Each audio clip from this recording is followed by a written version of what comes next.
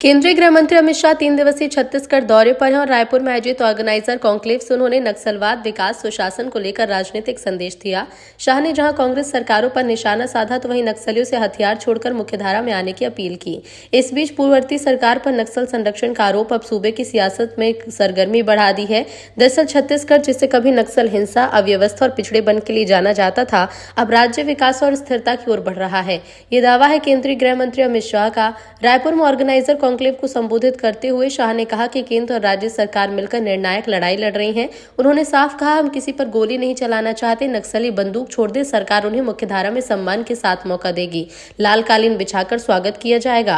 गृह मंत्री ने जीरो टॉलरेंस की नीति को दोहराते हुए कहा कि सुरक्षा अभियान, सख्त रणनीति, सरेंडर पॉलिसी और तेज विकास कार्यों के दम पर 31 मार्च 2026 तक नक्सलवाद के खात्मे का लक्ष्य रखा गया। शाह ने पूर्ववर्ती कांग्रेस सरकार पर भ्रष्टाचार के आरोप लगाए। उनका कहना था कि पहले की सरकार में पारदर्शिता की कमी रही, जबकि अब जवाबदेही के साथ काम हो रहा है। अमित शाह के बयान के बाद कांग्रेस ने तीखी प्रतिक्रिया दी है। पार्टी संचार प्रमुख सुशील आनंद शुक्ला ने कहा कि बीजेपी श्रेय लेने की राजनीति कर रही है।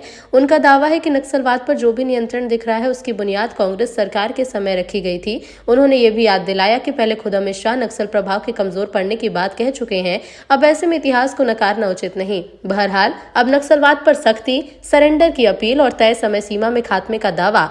इसके जवाब में कांग्रेस का श्रेय और इतिहास वाला तर्क साफ है कि सुरक्षा और विकास का मुद्दा बड़ा राजनीतिक रण बन चुका है। छोटे से राज्य के सामने अनेक प्रकार के भ्रष्टाचार के मुद्दे आ गए और कुछ समय मैं गृह मंत्री भी था जब उनकी सरकार थी, बघेल जी की सरकार थी। मैं निसंकोच कह सकता हूं कि छत्तीसगढ़ की कांग्रेस सरकार ने माओवादी मूवमेंट को प्रश्रय देकर रखा था। इसमें किसी ने शंका रखने की जरूरत नहीं।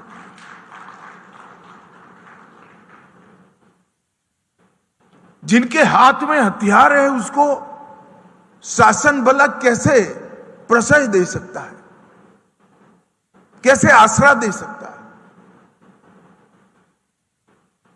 मैं आज भी नहीं समझ पाता, उसका कारण भी नहीं समझ पाता।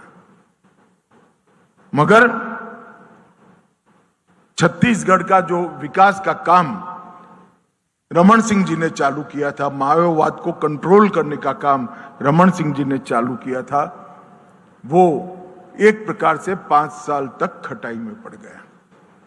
और एक ही कटु अनुभव के बाद 3 बार जिस राज्य की सरकार ने, जनता ने भाजपा सरकार चुनी थी, उसने कांग्रेस सरकार को टाटा गुड बाय कर दिया और फिर से विष्णुदेव जी की लीडरशिप में भाजपा सरकार बनी और फिर से छत्तीसगढ़ विकास का नया शुरुआत हुआ।